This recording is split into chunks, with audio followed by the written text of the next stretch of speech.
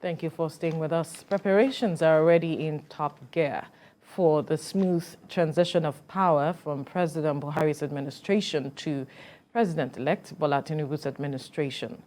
With many areas to focus on, many analysts and Nigerians have asked the President-Elect to prioritize security, youth employment, and formulate policies that would reduce security challenges to the barest minimum. Business analysts have also suggested that Nigeria needs to have a strong naira value, thereby increasing its economic fundamentals. These are more some of the things Nigerians expect from the new administration. Well, joining us via Zoom is a UK-based Nigerian chartered accountant and chartered governance professional, Olariwaju Sharafa. Good morning. Thank you for joining us on TVC Breakfast. Thank you so much, Kemi, and I'm very delighted to be back to TVC. Right, you're welcome.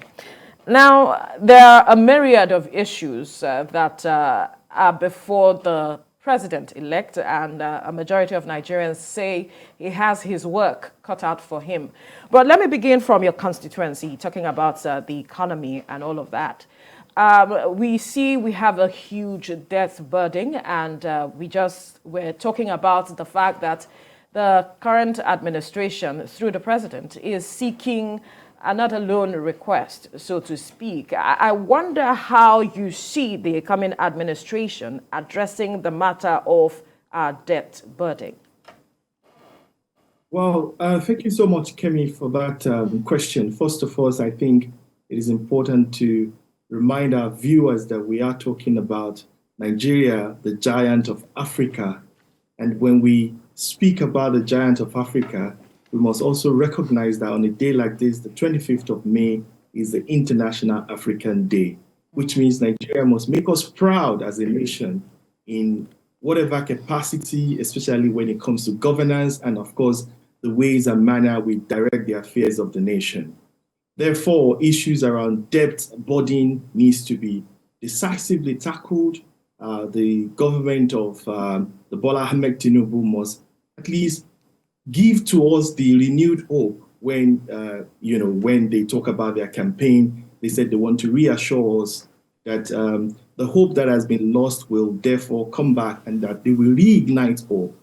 And that's why I strongly agree with the view and the critics that if you continue in the ways and manner in which you manage the economy, especially taking decision about mortgaging the future of the generation yet unborn into loan and continue to, approach international financial institutions for loan and increasing our debt burden is not a good way, so to speak, even though it might potentially have its own benefit.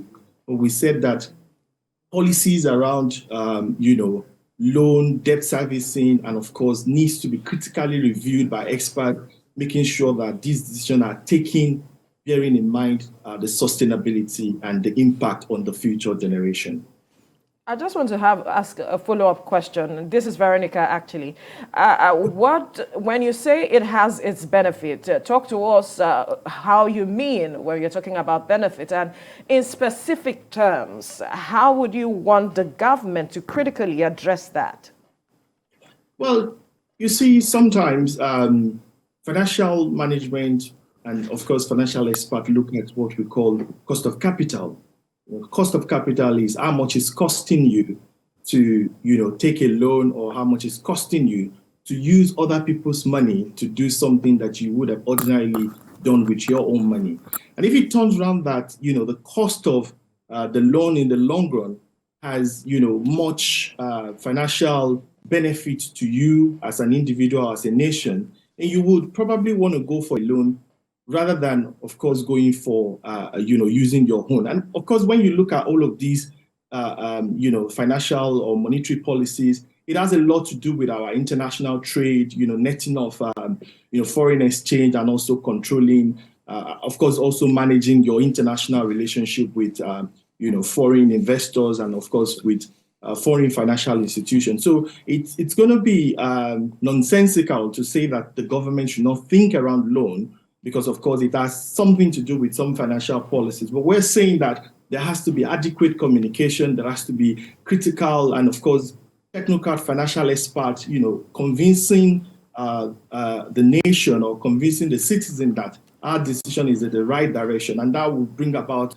the legitimacy of the government, of course, tackling anti-corruption and making sure that there is less corruption, so that people don't think that you're going to borrow this loan so that you can siphon this money. But of course, you think that loan, of course, asking for loan in a way has some financial and international trade implication. Right, but what about even back home, how governance is run, how, government operates? There's been, a lot of talk about how, talking about the issue of cost of governance, how it should be lessened. But in reality, and coming from where you are, what do you think, or where do you think the Tinubu administration should really focus their interest in terms of financing, in terms of, funding governance? What are your thoughts on this issue? Still on, lessening what needs to be lessened, and, if there are areas that you cannot reduce cost of governance, let's just, continue as we've been doing. Well, I think an important part of Africa and the future of governance is to make sure that we reduce cost of governance. A lot of expertise have written on that, and there is a lot of public opinion around cost of governance, and it is non-negotiable. We have to cut down on waste. We have to make sure that we are spending money on what is necessary.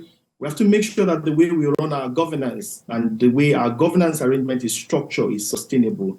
We have to ensure that we strengthen institutions, we cut corruption, because of course corruption had huge burden on citizens, and it also has a multiplier effect, i.e. even increasing the cost of governance. A project that is ordinarily meant to be roughly around 5 million would potentially be inflated because, of course, corruption has kicked in. So we said it is important that the Tinubu administration must ensure that we looked into, financial management and, of course, making sure that the cost of governance is reduced to barest minimum.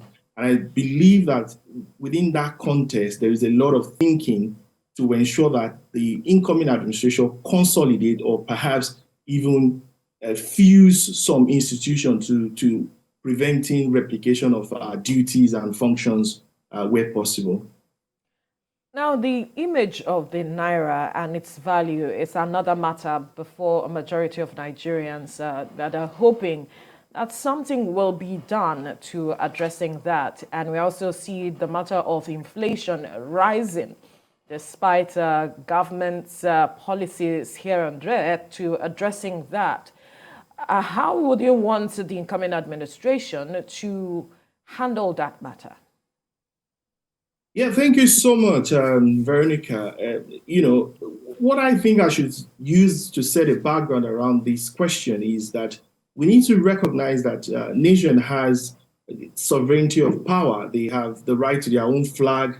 You have right to form your own government. You have the right to, make decisions. You have the right to election. But you see, one of the most difficult things for any government, especially African government, is, sovereignty around monetary policy, the capacity or the ability to take decisive decision around what's the value of your naira. And that's why you see that the central bank governor struggles a lot. And in fact, at some point, he went on air to sort of speak about the above effects, and that somebody somewhere in London will sit down in the room and decide the value of naira. And this is where you can tell that the government in town has even lost the capacity to have a grip of the monetary sovereignty.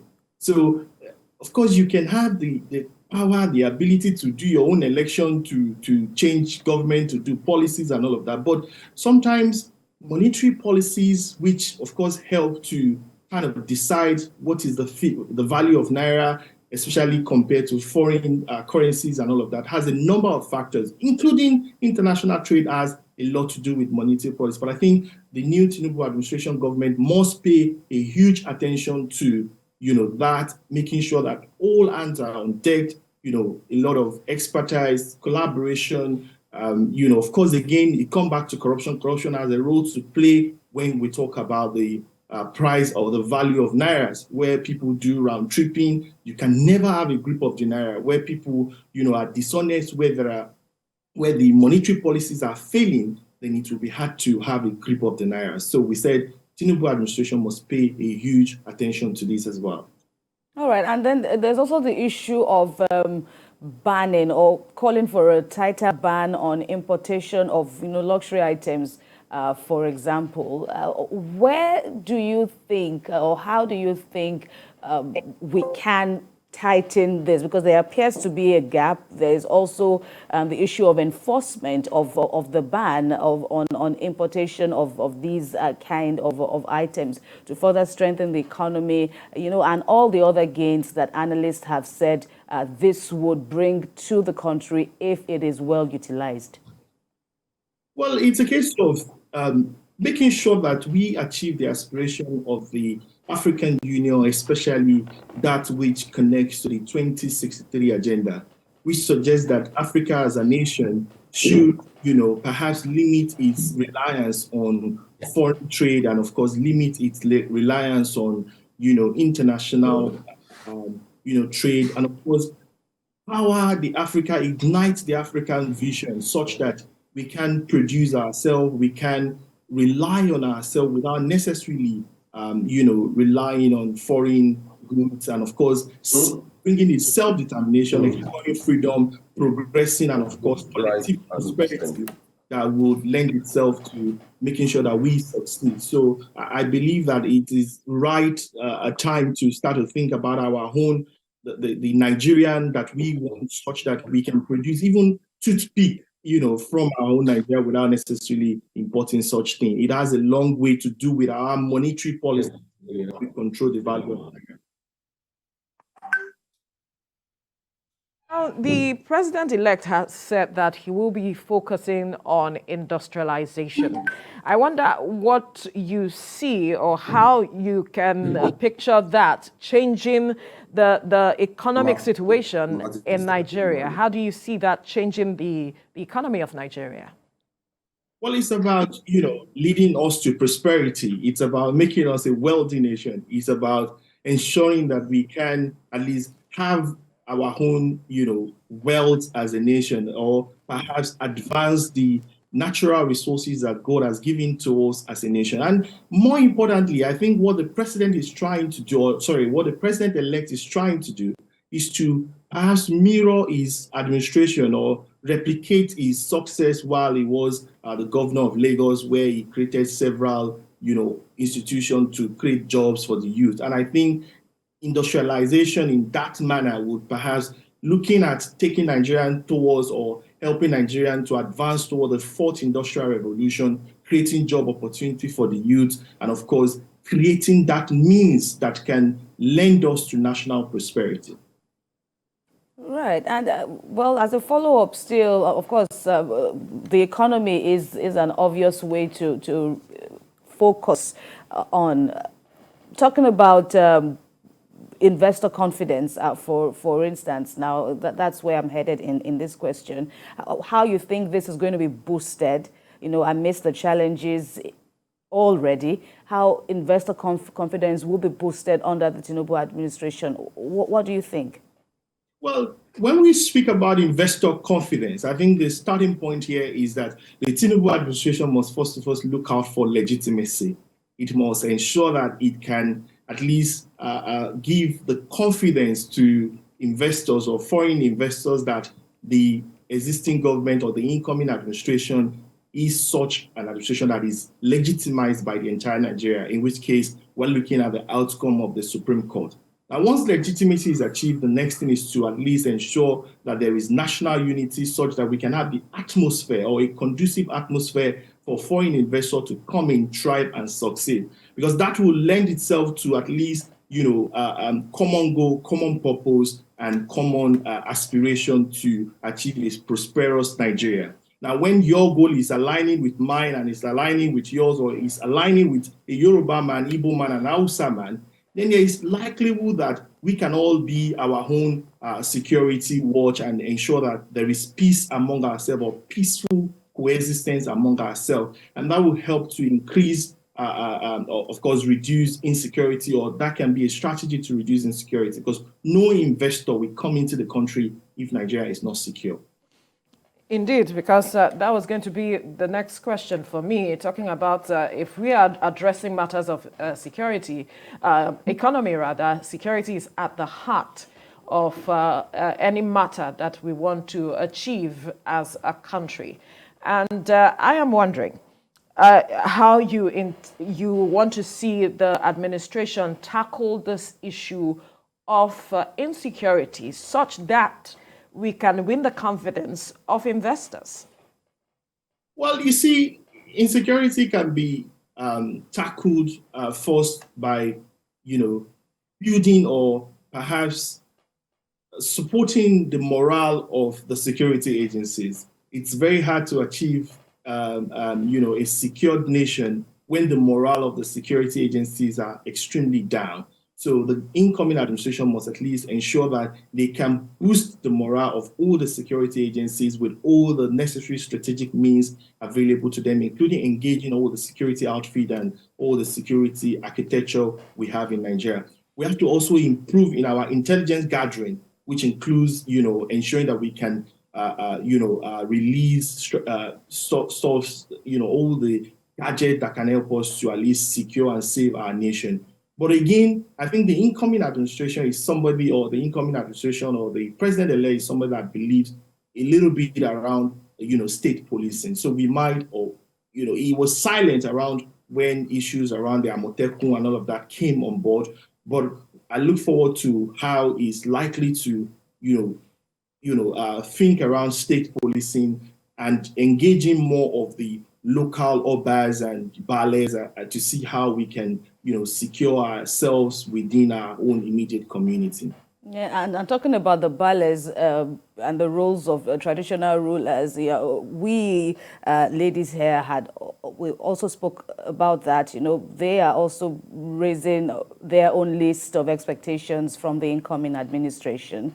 They're saying a chunk, in addition to them wanting more recognition for their roles as the custodians of tradition and culture in their domains. They're also asking for a portion of funds, a portion of security votes. They're even going as far as saying they want 50% of the security votes. After all, they say they know the nooks and crannies of these areas, the porous areas, the safe and relatively safe areas. So, why don't you just, why they want the government now to give them, this money so they know how to expend them? What do you make of that proposition? I suppose what they are trying to tell the president-elect is that the president-elect should run an inclusive government, a government that takes account or that recognizes the role of barest, that recognizes the role of the various royal fathers, that recognizes the role of the iyalojas, the market women, and of course that recognize that there is a place for the youth as well.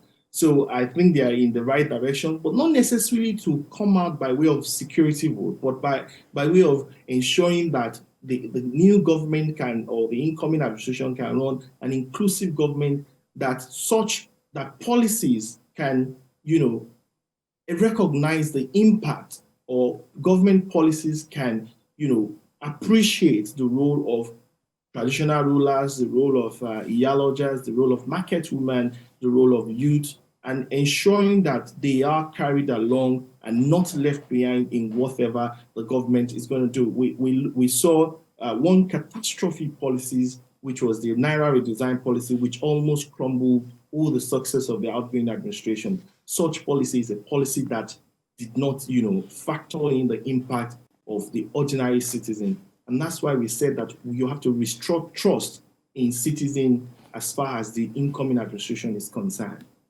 But one will ask, on the other hand, that do they necessarily, talking about the traditional rulers now, do they necessarily need government's recognition to carry out this role? They are saying, making demands for, and saying that until government, recognizes them in this certain capacity, that before they will be able to do what is necessary.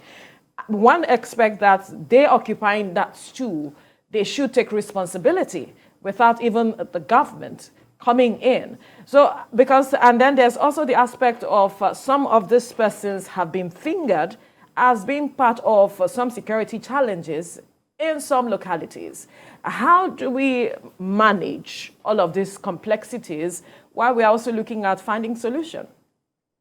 Well, Veronica, this is where the media people come in, and this is where we as professionals and experts comes in as well, in ensuring that we engage ourselves, our citizens, in national dialogue, ensuring that we put out the correct narrative there, so that we all know that for us to achieve a prosperous Nigeria, it is the responsibility of me, it is the responsibility of you, it is the responsibility of the barest or the royal fathers, and that of the iyaloja, the market women, the youth, and everybody. It's not necessarily that responsibility of the incoming administration alone. Of course, they are at the ends of affair. But the question is, what am I doing in my own capacity? What are you doing in your own capacity? That is where we said the narrative needs to change, that we need to see ourselves as someone who will play a huge part in taking Nigeria to the next level and in helping to actualize the renewed hope promises of the incoming administration.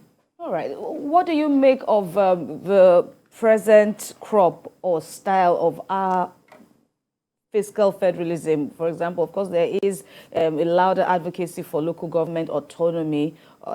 President Buhari kind of gave that as a parting gift, of course, to Nigerians. But when you look at how it's operated, so to speak, and even the cap-in-hand attitude of many state governors as well, what would you like to see differently when the Tinubu administration begins work? Well, I suppose everyone would agree with me that governance is about grassroots. And if you want to achieve the national prosperity we are clamoring for, and there is need to at least ensure that we don't leave anyone behind, we have to make sure that even somebody in Kwari, in Gwangalada, in Kano, somewhere in Ilaro or somewhere, wherever you are in any part of Nigeria, you're not left behind.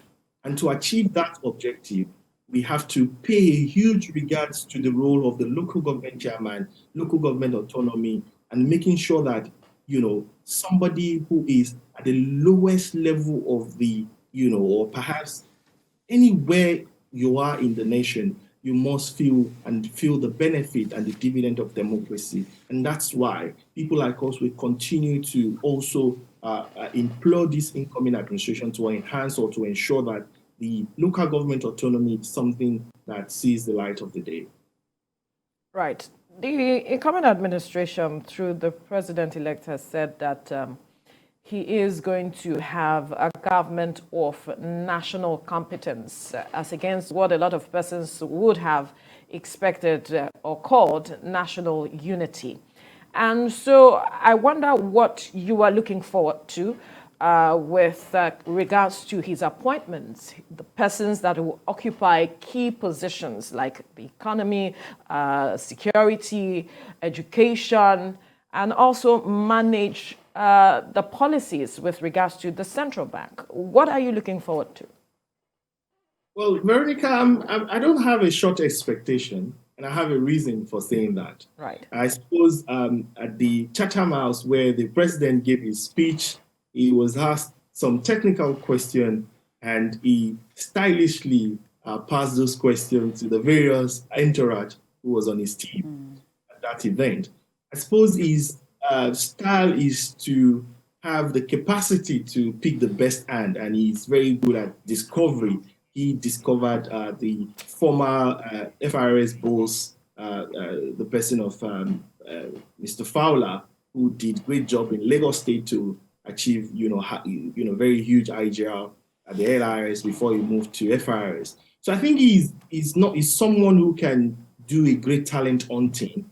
And I would expect that the incoming administration will kick off immediately at the date of swearing in. We don't want to experience what we saw many years ago at the first time of Buhari administration, where it took so long to kind of discover talent or perhaps put together a cabinet. So one would expect that he put together great guys, competent hands, those who can move our nation to the next level and that can at least guarantee us a brighter, rewarding future. More importantly, the unity of Nigeria must not be negotiable and federalism must be taken into account in your appointment. All right, that's a fine place to leave the conversation. And so we must thank you, UK-based Nigerian chartered accountant and chartered governance professional, Olanrewaju Sharafa, for your time on the program. Thank you so much, Eric and Kemi. Thank you. Thank you for having me. You're welcome.